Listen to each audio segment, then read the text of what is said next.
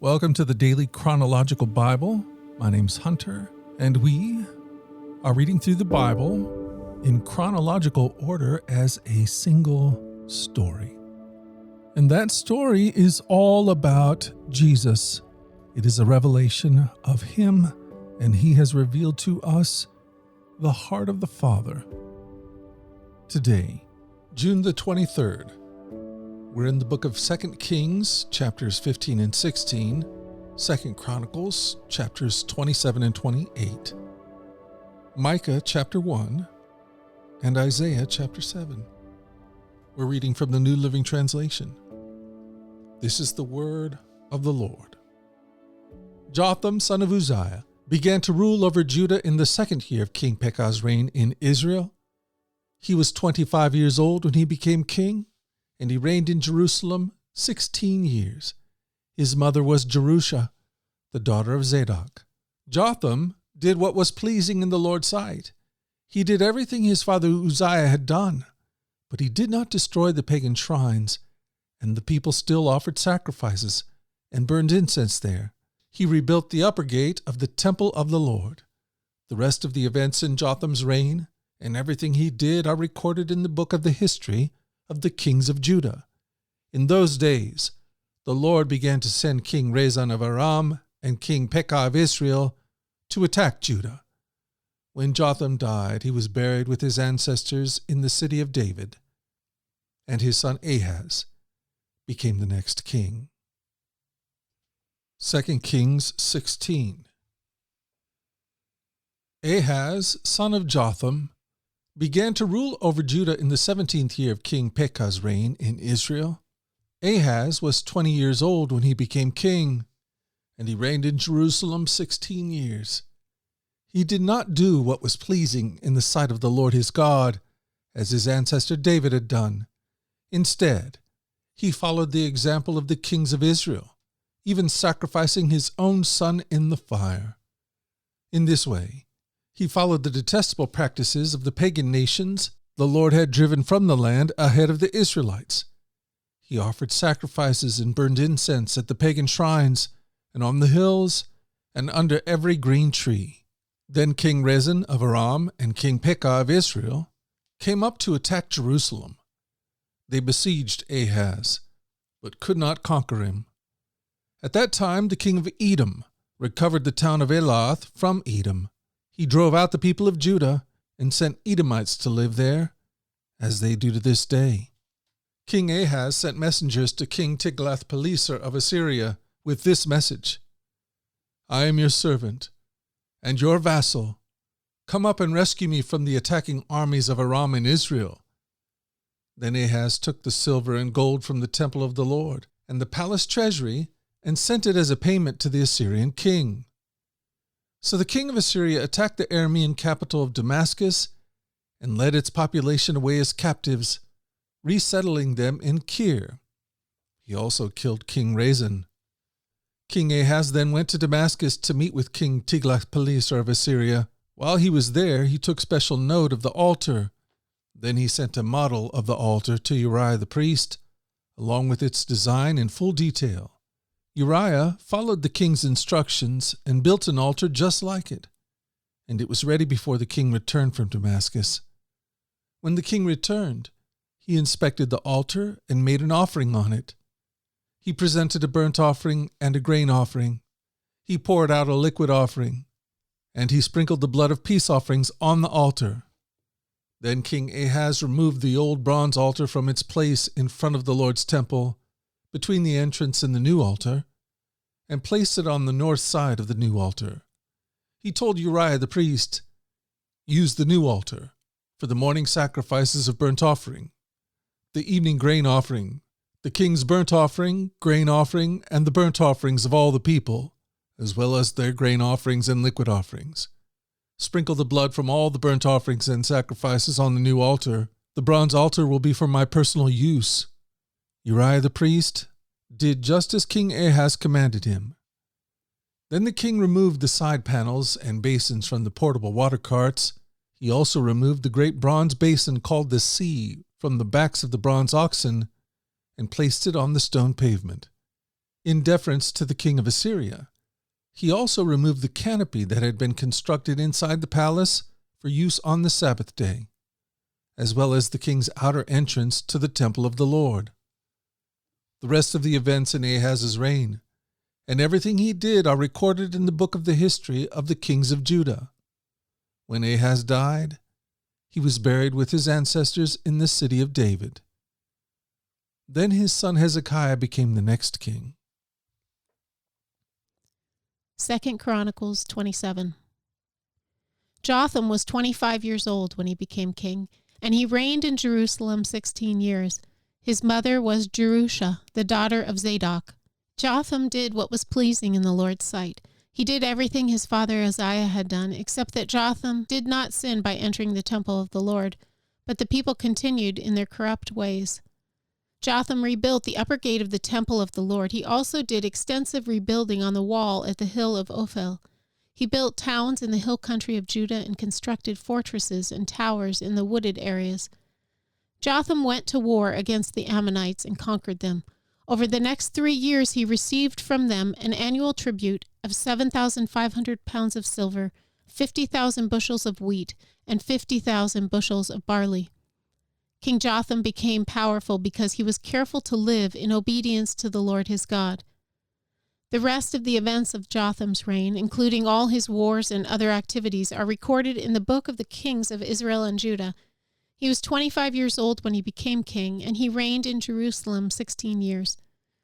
When Jotham died, he was buried in the city of David, and his son Ahaz became the next king.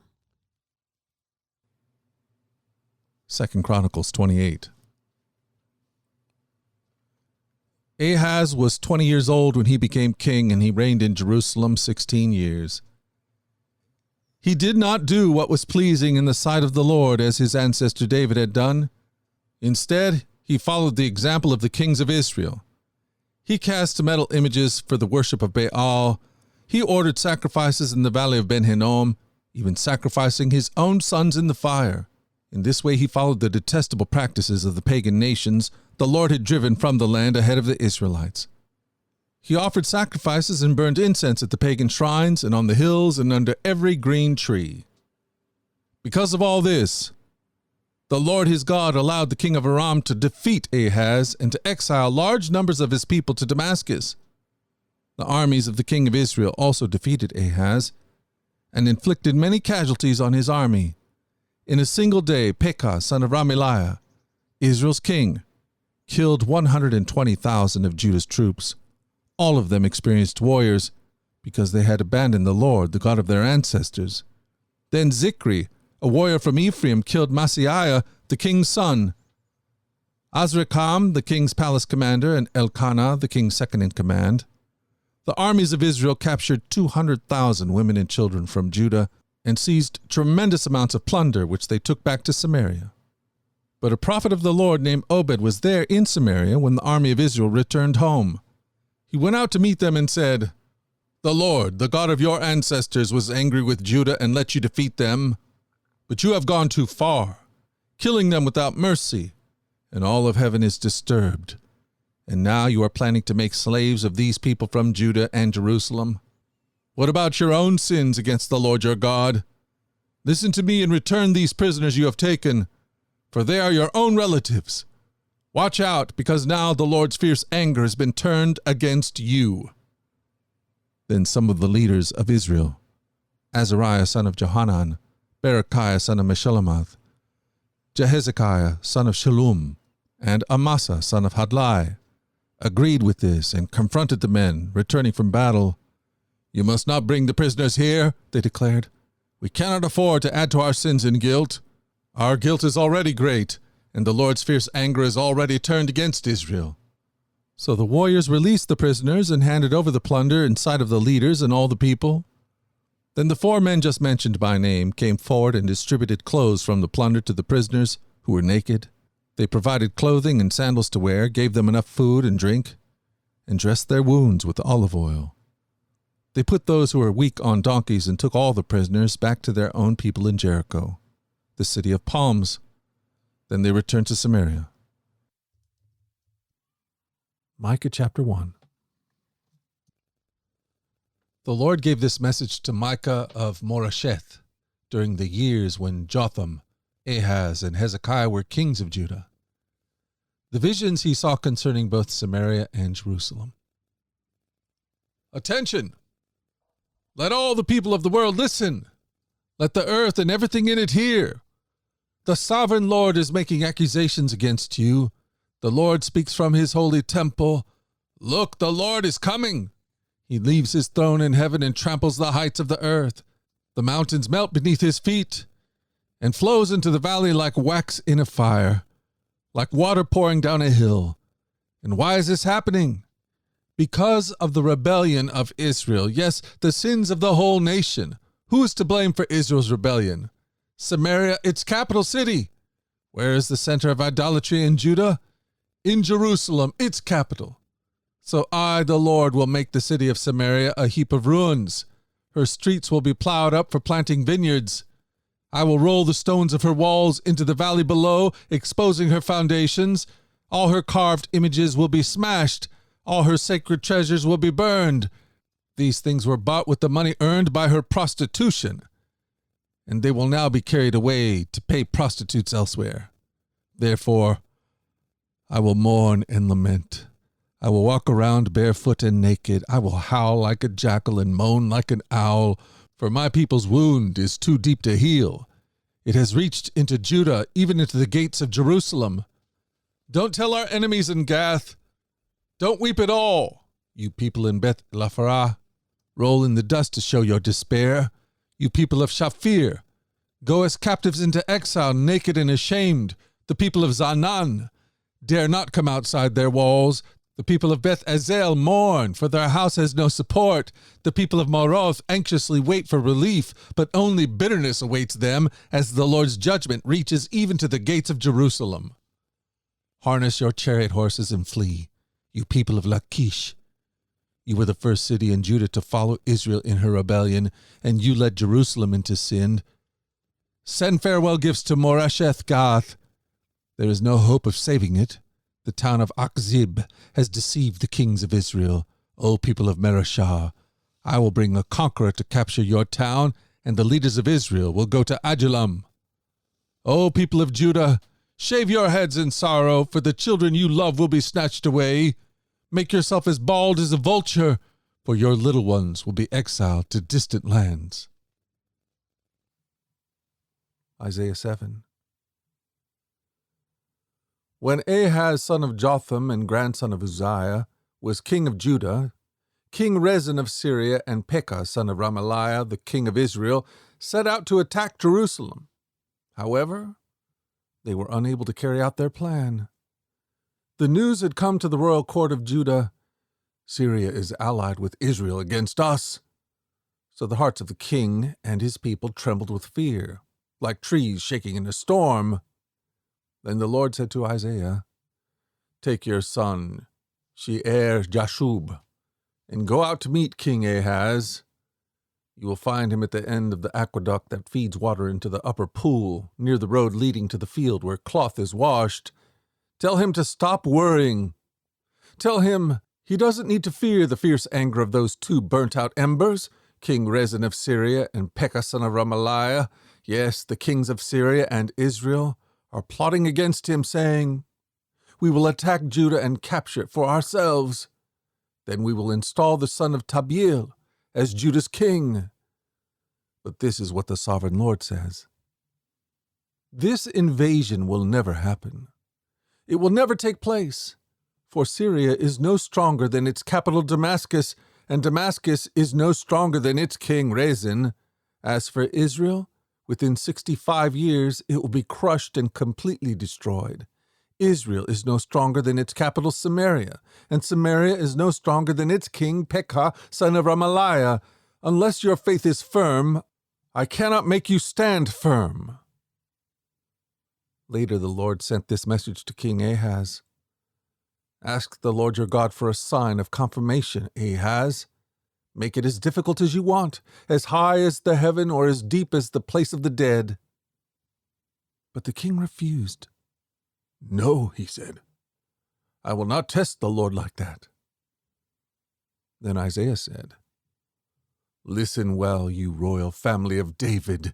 Isn't it enough to exhaust human patience? Must you exhaust the patience of my God as well? All right, then. The Lord himself will give you the sign. Look, the virgin will conceive a child. She will give birth to a son and will call him Emmanuel, which means God is with us. By the time this child is old enough to choose what is right and reject what is wrong, he will be eating yogurt and honey.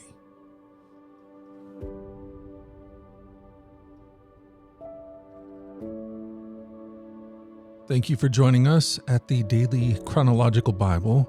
You can find the specifics of our reading plan in the one-year Chronological Bible published by Tyndale Press. And you can find out more about our other podcasts at dailyradiobible.com, where people from all around the world come to join us in this journey through the Scriptures, where we allow the Scriptures to point us to the God who is love, the God revealed to us fully in Jesus. Again, that website is dailyradiobible.com. Until tomorrow, let's go forward in God's joy. Let's let his joy be our strength. And let us always remember this, that you are loved.